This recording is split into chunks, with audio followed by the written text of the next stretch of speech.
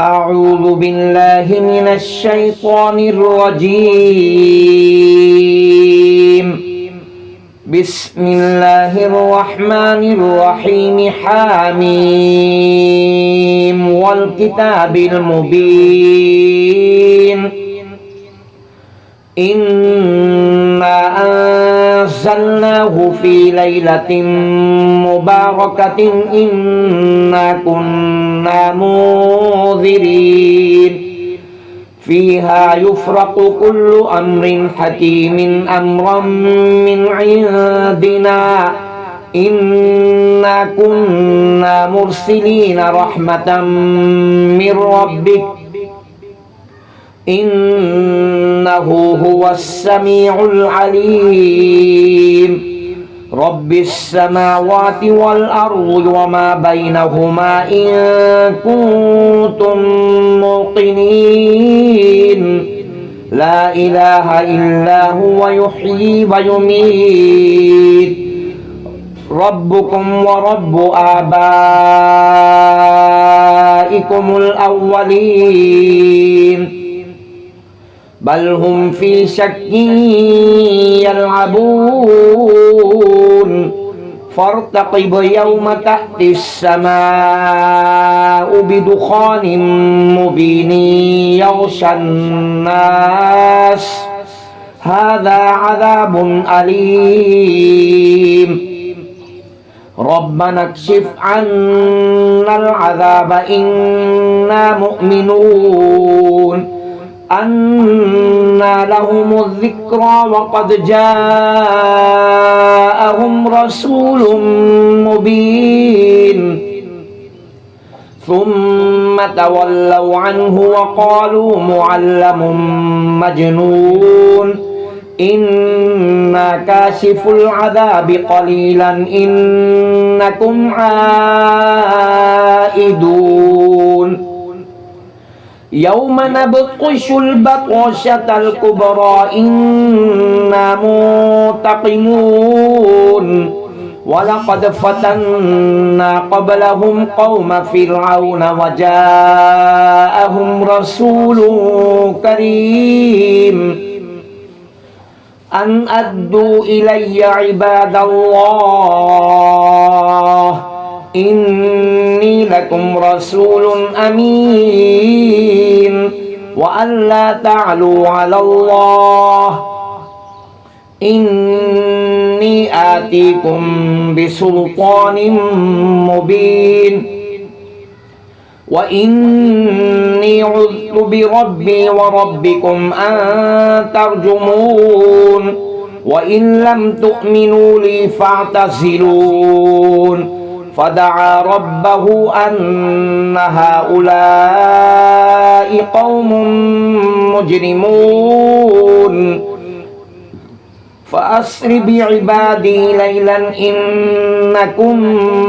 متبعون واترك البحر رهوا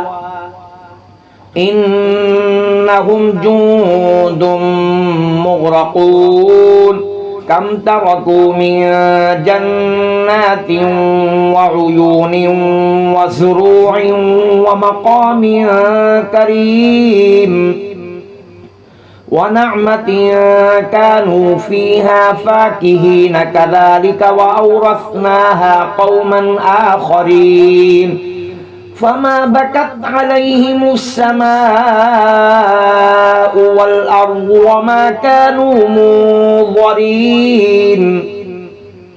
ولقد نجينا بني إسرائيل من العذاب المهين من فرعون إنه كان عاليا من المسرفين ولقد اخترناهم على علم على العالمين وآتيناهم من الآيات ما فيه بلاء مبين إن هؤلاء